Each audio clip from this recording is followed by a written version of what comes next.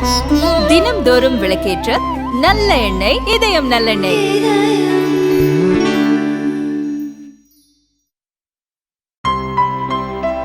இனிமே கண்ணை மூடிட்டு கடலை எண்ணெய் வாங்கலாம். ஏன்னா மந்த்ரா கடலை எண்ணெய் இதயத்தின் தயாரிப்பு. கன்னியாகுமரி மாவட்டம் முழுவதும் ஞாயிறன்று ஒரே நாளில் 308 சென்டிமீட்டர் மழை கொட்டி தீர்த்தது. அதிகபட்சமாக நாகர்கோவில் அருகே மயிலாடியில் 30.3 சென்டிமீட்டர் மழை பதிவானது. மாவட்டத்தில் 11 இடங்களில் அமைக்கப்பட்டுள்ள முகாம்களில் 553 பேர் தங்க வைக்கப்பட்டு உணவு, பாய் உள்ளிட்ட அத்தியாவசிய பொருட்கள் வழங்கப்பட்டன. மருத்துவ பரிசோதனையும் நடத்தப்படுகிறது. மாவட்டம் முழுவதும் 20 படகுகள் மீட்புப் பணியில் ஈடுபட்டு வெள்ளத்தில் சிக்கியவர்களை மீட்டு வருகின்றனர்.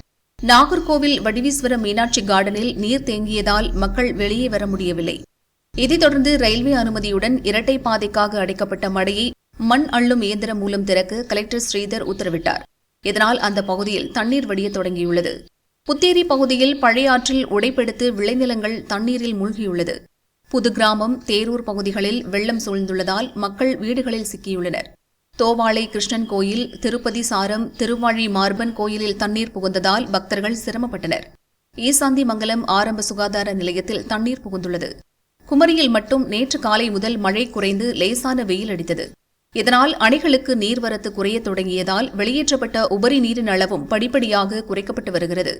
கடற்கரை கிராமங்களில் சூறாவளி வீசி வருவதால் மாவட்டம் முழுவதும் நேற்று 50,000 மீனவர்கள் கடலுக்கு செல்லவில்லை. பேச்சிப்பாறை அணையின் மறுபகுதியில் உள்ள 10க்கும் மேற்பட்ட மலை கிராமங்களுக்கு போக்குவரத்து துண்டிக்கப்பட்டுள்ளது.